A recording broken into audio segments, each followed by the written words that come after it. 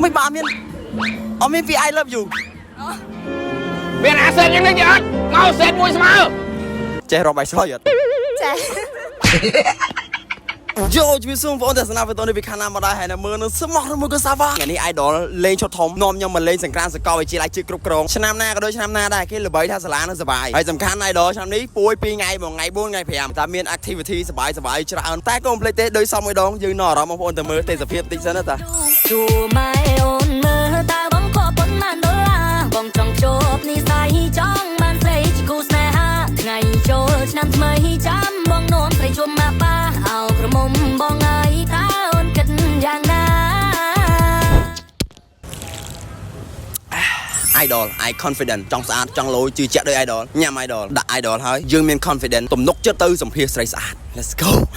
ជឿសួរឈ្មោះអីគេឈ្មោះដេដេកូនខ្មែរទេកូនខ្មែរឲ្យរយៈពេល5 second រាប់ឈ្មោះល្បីប្រជាប្រិយខ្មែរដែលគេចូលចិត្តលេងរដូវកាលចូលឆ្នាំឲ្យបាន5មានចៅឈុងលក្ខសែងទីងព្រាត់វាយក្អមហើយនឹង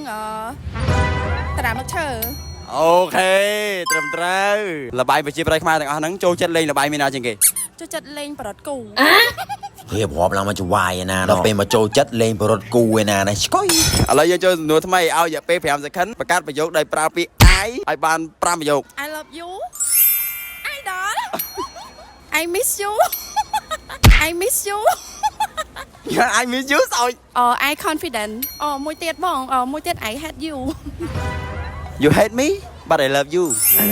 អូដួងតារាបងទៅវីយូស្តារនៅឆ្ងាយចិត្តបងប្រាថ្នាសែនប្រាថ្នាម៉ាលីយ៉ាមានបងហើយអូនប្រៀបដូចចាននេះជាពន្លឺគាត់ចូលចលនាខ្ញុំដូចជារឿងច្រើនដែរខ្ញុំរយកកាដូឲ្យគាត់ទីសិន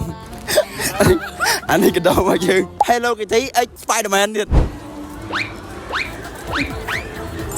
ជួម៉ែអូនមើលតើបងខកប៉ុន្មានដុល្លារបងចង់ជប់និស័យចង់បានស្រីជាគូស្នេហាថ្ងៃឈ្មោះអីដែរឈ្មោះគឹមឡាកូនខ្មែរទេចាចេះរាំអត់ចេះរាំចង្វាក់អីខ្លះឡាំលាវសារបាញ់ចេះរាំ Madison អត់ចេះរាំជោគកពឹសអត់អត់ហងចេះរាំក្បាច់អត់អត់ទេចេះរាំបាយឆ្លោយអត់ចេះឲ្យរយៈពេល10 second រកឈ្មោះរបាញ់ប្រជាប្រិយខ្មែរឲ្យបាន5ចៅឈូងបងអង្គុយទីងព្រាត់លាក់កសែងពងរាន់វ៉ាវតែឥឡូវមួយទៀតបង្កើតប្រយោគអង់គ្លេសដោយចាប់ផ្ដើមពីពាក្យ I ឲ្យបាន5ប្រយោគ I go to school I sleep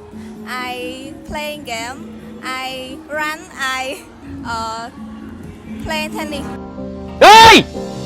សេតវើយសេតវាយ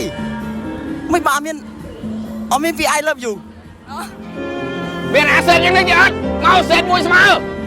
បើសិនជាបងប្រយោគមុនគេដល់បងបង្កើតគឺ I love you ហ្នឹងហ្មងមិនបាននិយាយចឹងបងចាំស្ដាប់ពីហ្នឹងឥ